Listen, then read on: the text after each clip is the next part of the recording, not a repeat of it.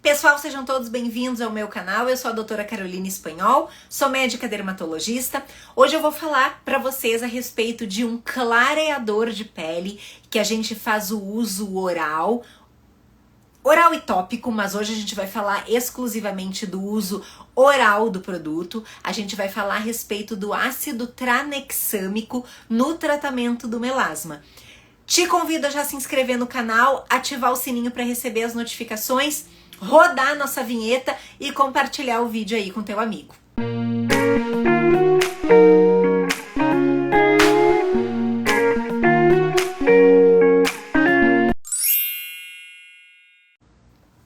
Pessoal, olha só, o ácido tranexâmico, ele é usado na dermatologia? Sim, ele é usado na dermatologia, mas ele não teve origem de uso na área dermatológica. Na verdade, a dermatologia roubou o produto da área ginecológica. Como assim?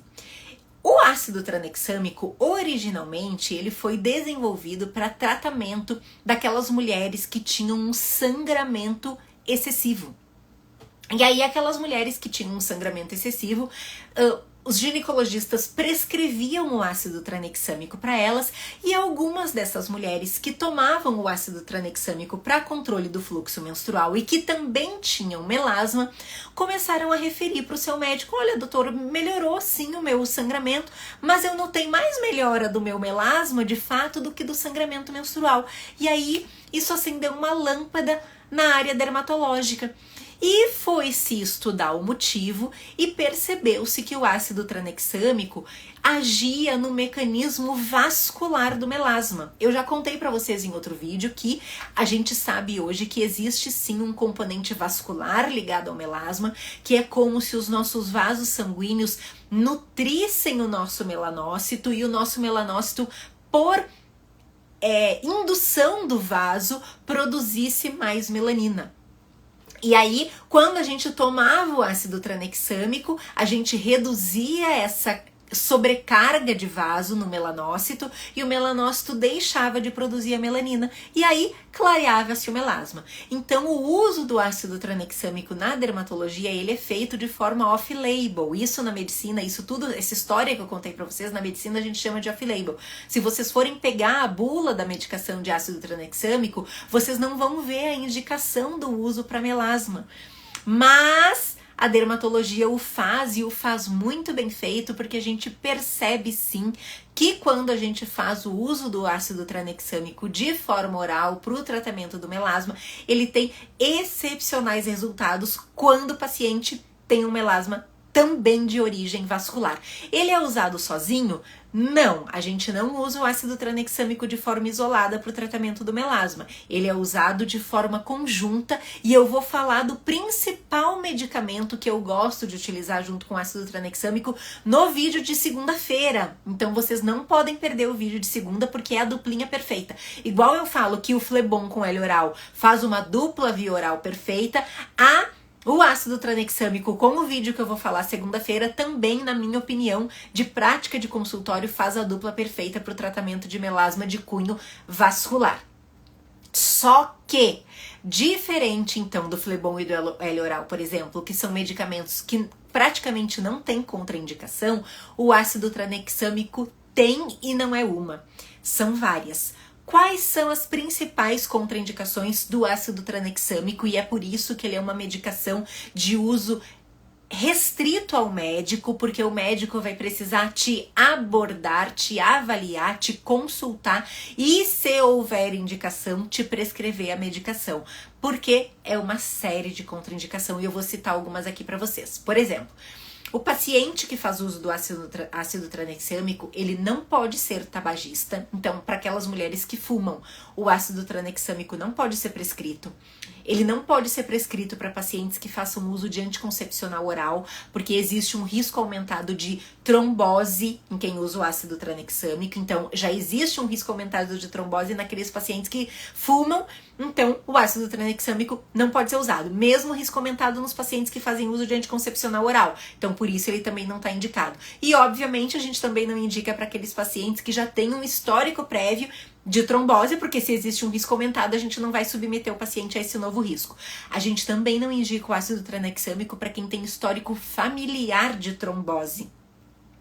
Também a gente não indica ácido tranexâmico para pacientes obesas pelo mesmo risco de trombose, certo? Então, e nem em gestante, também é proscrito o uso em gestante. Então, se caso a pessoa esteja tomando ácido tranexâmico, venha engravidar, a gente tem que suspender o uso por causa dos riscos ali placentários, então a gente também não indica na gestante.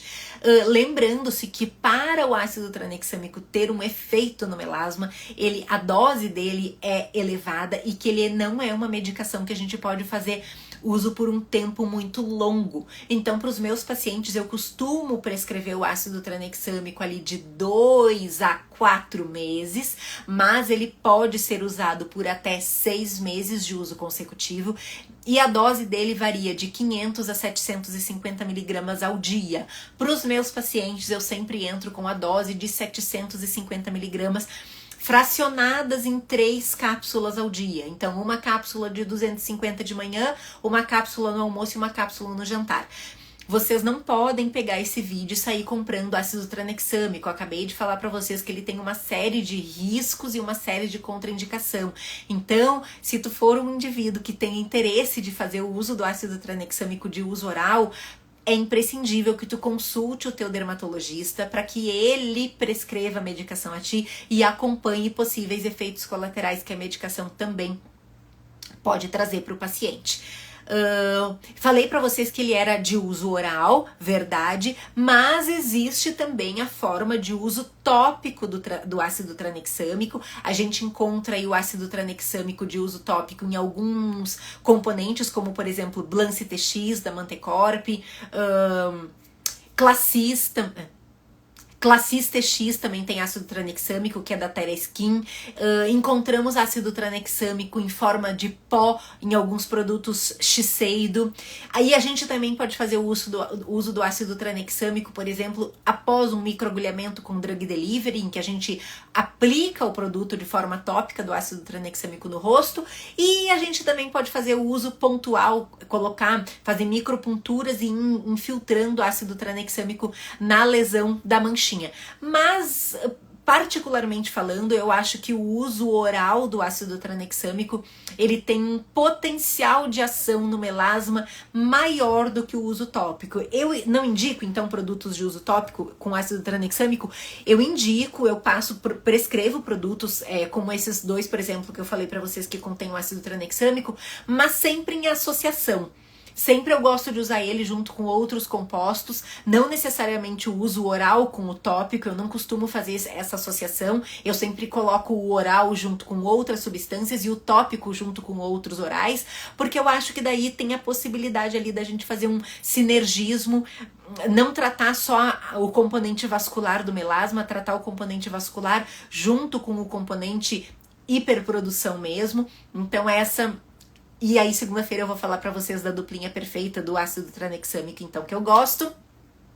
E parecia uma matraca falando hoje, né? Falei, mas acho que o recado foi passado. E hoje eu vou ler pra vocês o que tá no Salmo 42:1. Com uma corça anseia por águas correntes, a minha alma anseia por ti, ó Deus. Tem uma música bem linda com esse versículo.